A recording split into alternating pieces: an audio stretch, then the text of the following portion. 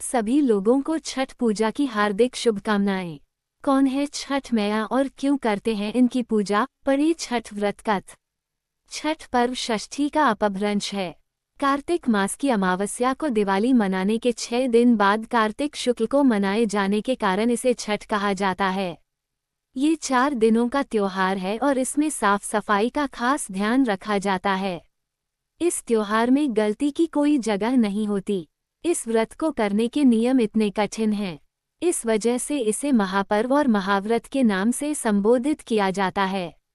कौन है छठी मैया? मान्यता है कि छठ देवी सूर्य देव की बहन है और उन्हीं को प्रसन्न करने के लिए जीवन के महत्वपूर्ण अवयवों में सूर्य व जल की महत्ता को मानते हुए इन्हें साक्षी मानकर भगवान सूर्य की आराधना तथा उनका धन्यवाद करते हुए माँ गंगा, यमुना या किसी भी पवित्र नदी या पोखर तालाब के किनारे ये पूजा की जाती है। षष्ठी माँ यानी छठ माता बच्चों की रक्षा करने वाली देवी हैं। इस व्रत को करने से संतान को लंबी आयु का वरदान मिलता है। मार्कंडेय पुराण में इस बात का उल्लेख मिलता है कि सृष्टि की अधिष्ठात्री प्रकृति देवी ने अपने आप को 6 भागों में विभाजित किया है। इनके छठे अंश को सर्वश्रेष्ठ मातृ देवी के रूप में जाना जाता है, जो ब्रह्मा की मानस पुत्री हैं।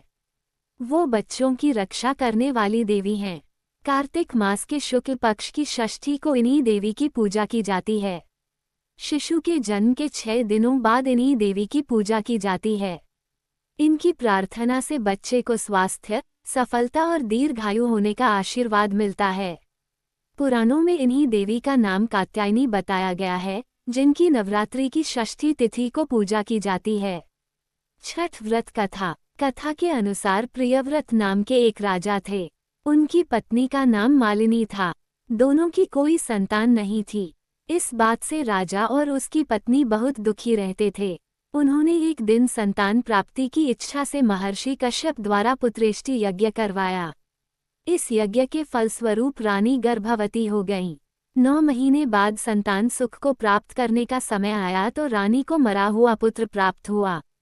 इस बात का पता चलने पर राजा को बहुत दुख हुआ।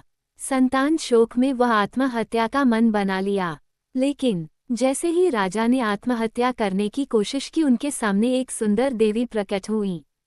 देवी ने राजा को कहा कि मैं षष्ठी देवी हूँ। मैं लोगों को पुत्र का सौभाग्य प्रदान करती हूँ।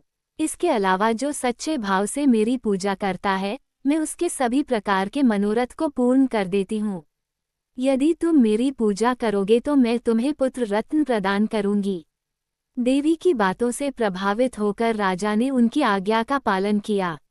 राजा और उनकी पत्नी ने कार्तिक शुक्ल की षष्ठी तिथि के दिन देवी षष्ठी की पूरे विधि विधान से पूजा की। इस पूजा के फलस्वरूप उन्हें एक पुत्र की प्राप्ति हुई।